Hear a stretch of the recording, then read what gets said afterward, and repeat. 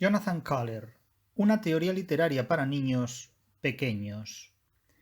¿Por qué los anglosajones que se dedican a la teoría de la literatura no saben lo que es la literatura? Hay una pregunta aún más grave y vergonzosa que la de este titular, y es la siguiente. ¿Por qué los hispanos e hispanistas que se dedican a la literatura y a la teoría de la literatura siguen autores anglosajones que no saben lo que es la literatura y que además alardean de no saberlo, exhibiendo impúdicamente sus ignorancias como si fueran gracietas de payaso circense? Jonathan Kahler, uno de los principales autores de la teoría de la literatura escrita en inglés, escribe que la literatura no se puede definir, salvo si un niño nos lo pregunta. La razón es que a un niño se le puede explicar qué es la literatura, pero a un adulto no, y a un lector formado en teoría literaria aún menos. Podríamos decir con toda franqueza que Kahler, como el resto de sus colegas anglosajones dedicados a menesteres teórico-literarios, ejercen con éxito indudable una teoría literaria para niños con vocación de Peter Pan, niños que, evidentemente, nunca serán adultos en el ejercicio de la interpretación de la literatura. Porque para adultos inteligentes, Kahler no tiene una definición ni una explicación razonada de lo que la literatura es. Sin embargo, toda esta pantomima no impide a Kahler ser considerado, valga la pasiva, como uno de los más grandes teóricos de la literatura del siglo XX. Y la pregunta es, ¿quién y desde qué criterios puede considerar a Kahler tal cosa? Pero lo mejor de la definición de literatura que propone Kahler, en inglés, naturalmente, es que se basa en dos postulados básicos. 1. El primero es que la literatura no necesita definición. 2. El segundo es que a la literatura hay que interpretarla, pero no definirla.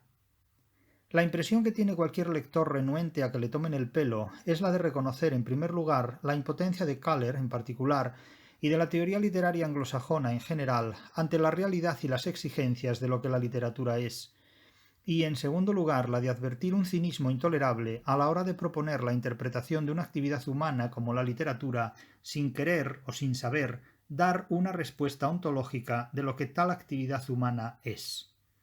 En su lugar, Kahler ofrece, en forma tan feliz como irresponsable, convencido de hablar a un público que renuncia a exigirle competencias e inteligencia en sus relaciones con la literatura, una explicación por completo nihilista, desde la que tórpidamente se niega toda posibilidad de definir qué diablos es la literatura. Citemos a Kahler, quien escribe lo siguiente. Nos encontramos de vuelta en la pregunta inicial, ¿qué es la literatura?, que no encuentra respuesta. ¿De qué pregunta se trata, sin embargo? Si fuera un chavalín de 5 años el que se acercara a preguntármelo, lo tendría fácil. La literatura son los cuentos, los poemas, el teatro, le diría. Pero si me lo pregunta un teórico, es difícil saber cómo afrontar la pregunta. Quizá me interpela sobre la naturaleza general del objeto literatura, que los dos conocemos a fondo. ¿Qué tipo de objeto o actividad es? ¿Qué hace? ¿A qué fin atiende? En tal caso, ¿qué es literatura? No reclamo una definición, sino más bien un análisis, incluso la discusión sobre por qué hay que ocuparse de la literatura. Esto escribe Jonathan Kahler en un libro traducido al español bajo el título de Breve Introducción a la Teoría Literaria. Negar la definición de literatura no es privar a la literatura de una definición, sino definirse a uno mismo como un crítico negado, sobre todo negado, para el ejercicio de la crítica literaria. Así funciona, salvo excepciones invisibles, la teoría literaria del mundo académico anglosajón. Y esto ocurre ante el aplauso papanatas de la mayor parte de los hispanohablantes que se dedican a estudiar la literatura leyendo a folicularios como Kahler.